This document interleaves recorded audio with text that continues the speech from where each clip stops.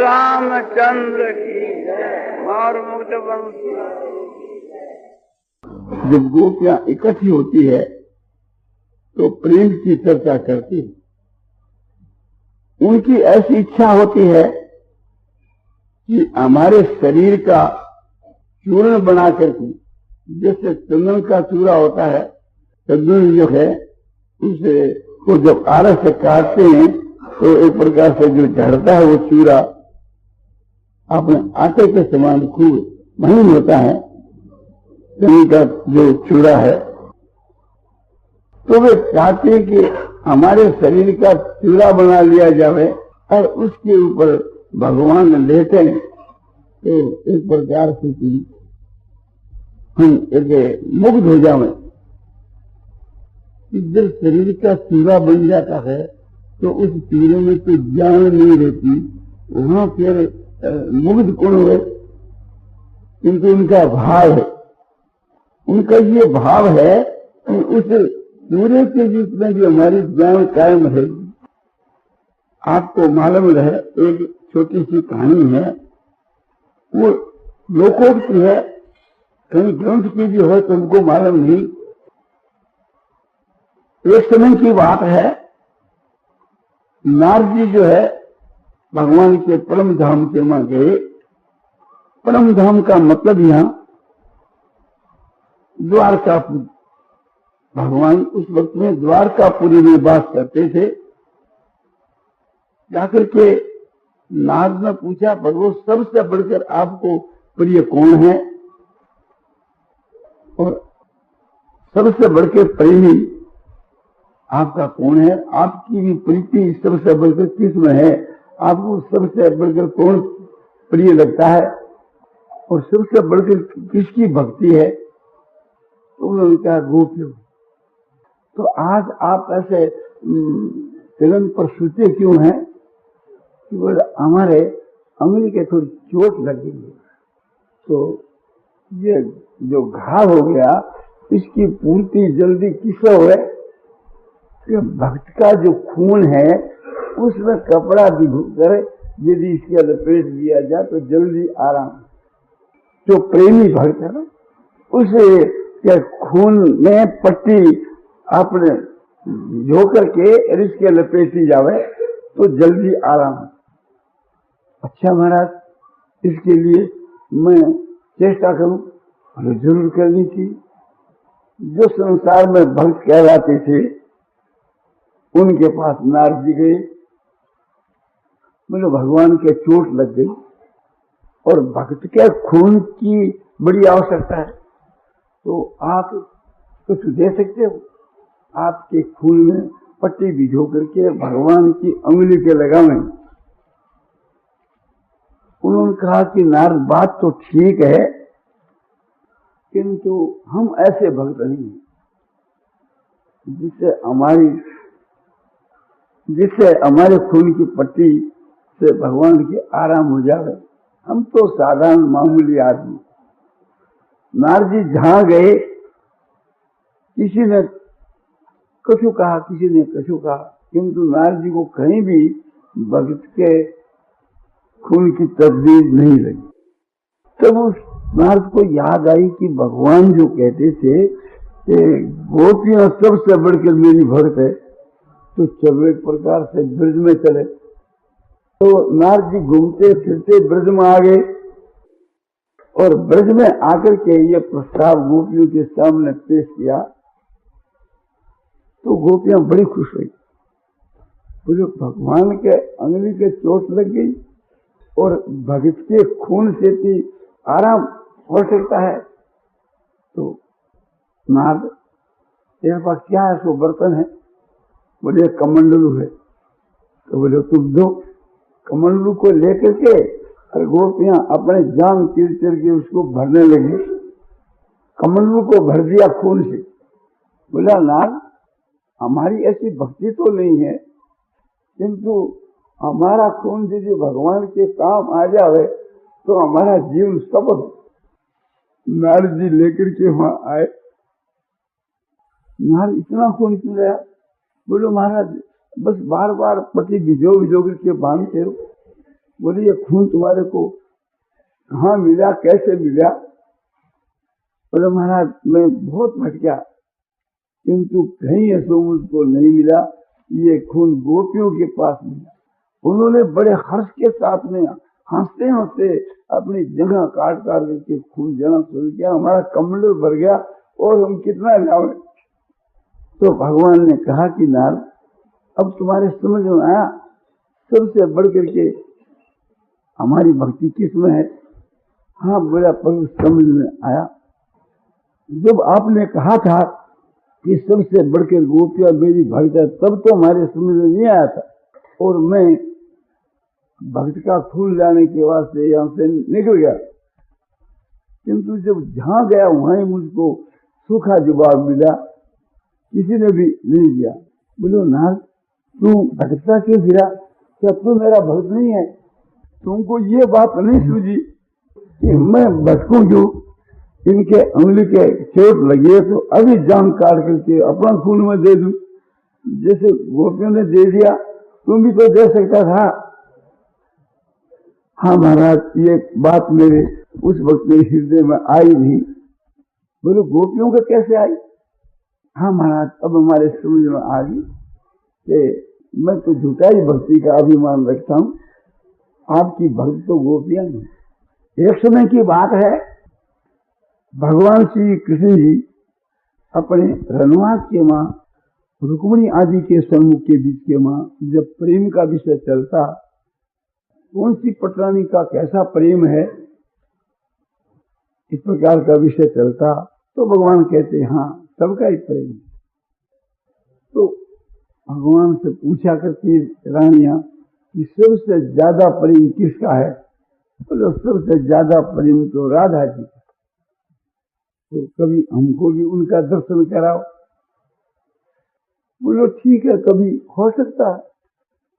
2-4 दिन के बाद ऐसा मौका मिल गया कि वहाँ राधा जी जो है सहेलियों के सहित आ गए तो रानी ने उनकी बड़ी खातिरी की, बड़ा सत्कार किया, आदर किया, पीने के लिए बढ़िया दूध रसों पिलाया। राधा जी भी एक प्रकार से उनके साथ में बहुत अच्छा प्रेम का व्यवहार किया। दोनों का परस्पर में बड़ा प्रेम का व्यवहार रहा और फिर राधा जी अपने स्थान पर चले गए। रात्रि के बीच के वहां भगवान शयन करने के आए रुक्मिणी के महल में और रुक्मिणी जी जब पग चंपी करने लगे तो भगवान के चरणों के फलोड़े देखे। बोले महाराज ये फलोड़े कैसे हो गए? बोला ये तो ऐसे ही हो। नहीं यदि आपको ज्ञात हो तो बतलाओ। बोले रुक्मिणी जी ऐसे ही हो गए, इसकी आवाज से आप क्या पूछते हो गए? बोले नहीं महाराज मैं जानना चाहती हूँ कि यहाँ राधा जी आई थी। हाँ बोले महाराज आज दिन में राधा जी पधारे, उनकी तुम लोगों ने खातिरी की। हमारा ये जो कुछ बना किया क्या उनको दूध पिलाया था? हाँ महाराज दूध पिलाया था। उसके वहां समझो की पिस्ता वगैरह सुगंधित द्रव्य मिला करके और बहुत ही आपने दूध पिलाया गर्म गर्म। बोला बस वही कारण। बोले महाराज दूध पिलाना कारण होगा? बोला दूध कुछ गर्म अधिक था। तो गर्म अधिक था उससे आपके चरणों के फुलड़ा कैसे हुआ? कि मेरे चरण जो है सो राधा जी के हृदय में नित्य वास कर और उनके चरण हमारे हृदय में वास। तो वो गर्म दूध मेरे चरणों पर जाकर के पड़ा और फलोड़ा हो। उन्होंने बहुत पश्चाताप किया। महाराज हम ऐसा नहीं जानती थी, ये हमारी बड़ी गलती होगी, अपराध हो गया। राधा जी का इतना प्रेम है कि आपके चरणों को अपने हृदय में रखती है। हाँ बोले हृदय में हर वक्त रखती। एक दिन की बात है और भगवान की गुण और प्रभाव की बातें करने लगी और प्रेम की बातें करने लगी कि भगवान का किस चक्री के साथ में कैसा प्रेम है। तो सबने यही निर्णय किया कि सबसे अधिक प्रेम राधा जी का। एक सखी को फाटक पर बैठा दिया दिल देती को, किसी को मत आना। भगवान गया तो इसके विरोध भीतर में राधा रानी बैठी है और भी सौ सखियां बैठी है। आपसी के बीच में प्यार रोग लग गया कि मैं चाहती हूँ इसको बुलाना तो भी नहीं बुला सकती। मेरे पे तो ऐसा जादू कर दिया और मैं वहां पे दिल से आप पागल से दुनिया करती कि ये मेरा पागल पूरा दिल कैसे है, इसकी मैं दर्शन को दुआई नहीं दुआ भगवान के मिलने की और कोई दूसरी दुआई नहीं। तुम्हें क्या रखी है उसके उत्तर में एक सखी कहती है कि हम लोग आंखों में जो काजल घालते हैं ना और वो हमारी आंखों में बसता है, तो हमारी आंखों के काजल से कि वो काला हो, तो इस प्रकार से तुम किया करती थी। एक सखी ने कहा कि सखी मैं उसको कभी भुला नहीं सकती, तो रात और दिन में मेरे हृदय में बसता है। तो ऐसा न हो जाए कि मैं अपनी किसी को याद करती करती कभी मैं बन जाऊं,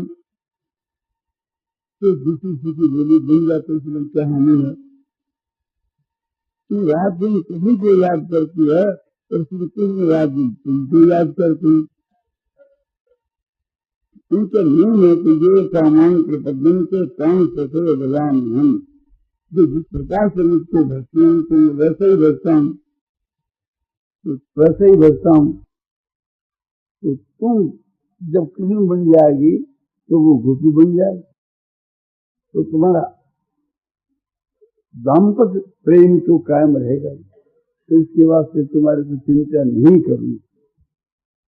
इस प्रकार से कोई कुछ और कोई कुछ से क्या बात कर रही है।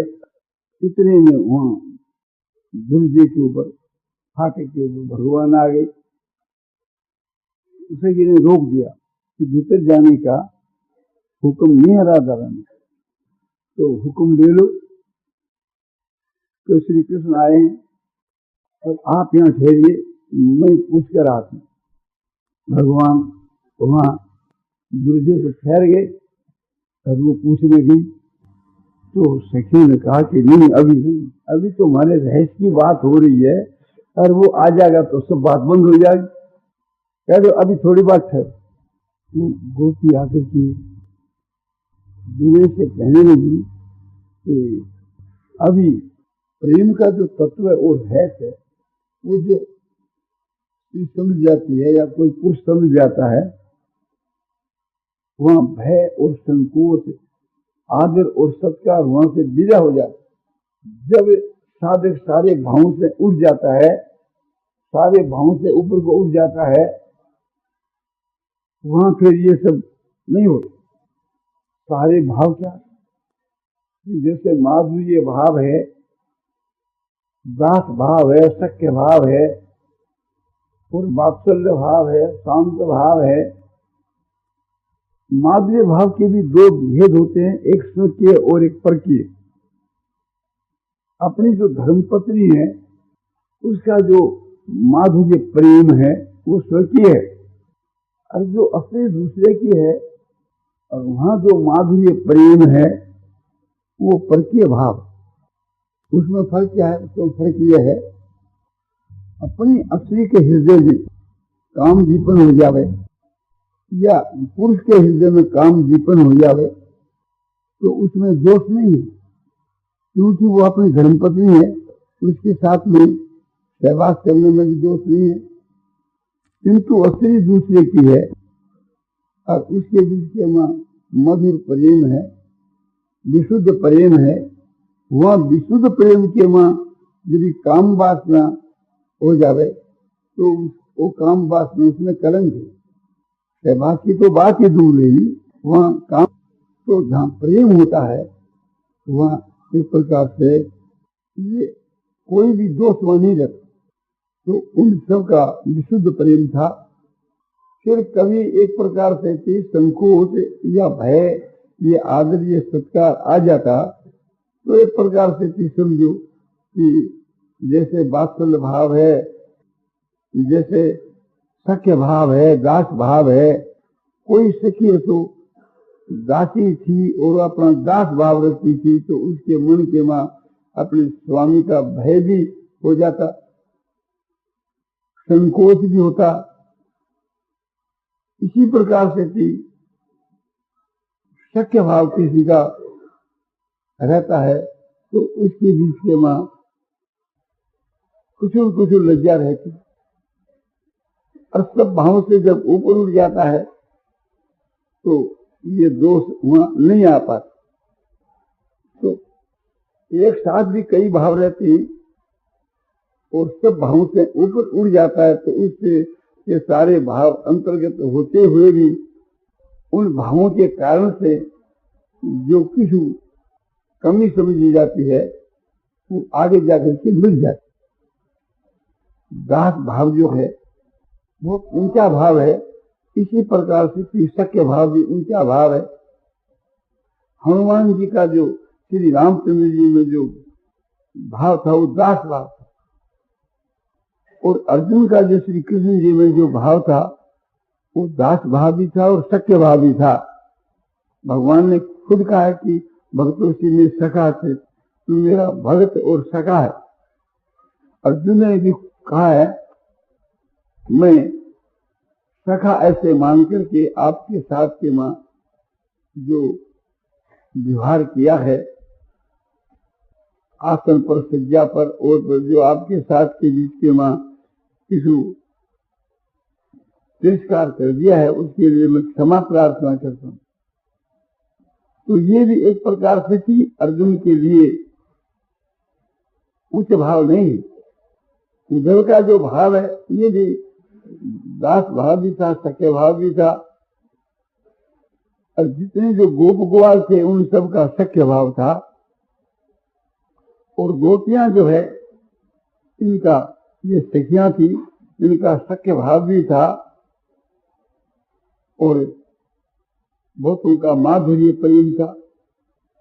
और श्री राधिका जिस सब भाव से उठी हुई थी, सारे भाव उसके वहां समावेश थे, और वो खुद जो है तो भाव से अतीत थी। तो इस प्रकार से हम लोगों को भी भगवान के साथ के बीच में उनका जो भाव था गोपियों का, उस भाव के अनुसार भगवान के मां प्रेम करना चाहिए। ये नहीं समझना चाहिए कि सखियों का जो प्रेम है वो स्त्रियों का ही हो सकता है, पुरुषों का नहीं। तो भाव है, भाव तो सबका ही हो सकता है, स्त्री का भी हो सकता है, पुरुष का भी हो सकता है। पुरुष जो है सखा होकर के रहता है, स्त्री सखी होकर रहती है। पुरुष तो दास होकर के रहता है तो स्त्री दासी होकर के रहती है। पुरुष जो है सो पिता होकर के रहता है तो स्त्री माता होकर रहती है। माता का भी वात्सल्य भाव है, पिता का भी वात्सल्य भाव। शांत भाव उसको कहते हैं। जो साधन के समय के मां द्वैत भाव है, और फल जो है निर्गुण निराकार ब्रह्म के मां उसका पर्या यानी समाप्ति मानी जावे। साधन काल के बीच के मां तो द्वैत और फल के मां सच्चिदानंद परमात्मा की अद्वैत की प्राप्ति। निर्गुण निराकार ब्रह्म के बीच के मां जो भाव है वो शांत भाव है, और सगुण की भक्ति करते हुए भी जो कि मिलने की इच्छा नहीं रखने के ऊपर भगवान और जल्दी आते हैं, तो ये और उस कोटि का भाव है। इसके अंदर भी छिपी हुई कामना है कि मिलने की इच्छा नहीं रखने पर भगवान शीघ्र आते हैं, तो भगवान के शीघ्र आने के उद्देश्य से मिलने की इच्छा नहीं रखता। इससे भी उच्च भाव है। वो यह है कि जैसे भगवान हमारे को तरसाते हैं, ऐसे मैं भी भगवान को तरसाऊं। जब उसको मेरी गर्ज नहीं है तो मुझको भी उसकी गर्ज नहीं। गर्ज होते हुए भी कैसा मुझको उसकी गर्ज दी, ये विनोद है। तो भगवान को तरसाना और भी महत्व की चीज है। अपनी धर्मपत्नी के साथ के वहां पति का जो प्रेम होता है और धर्मपत्नी इस बात को समझ जाती है कि मेरे बिना मेरा पति नहीं रह सकता, तो उसकी इच्छा रहते हुए भी अपने पति को तरसाती रहती है। इस विद्या को हम लोग समझ लें तो फिर भगवान को बुलाना नहीं पड़े, वो खुद आकर के खुशामद करे। नारायण नारायण नारायण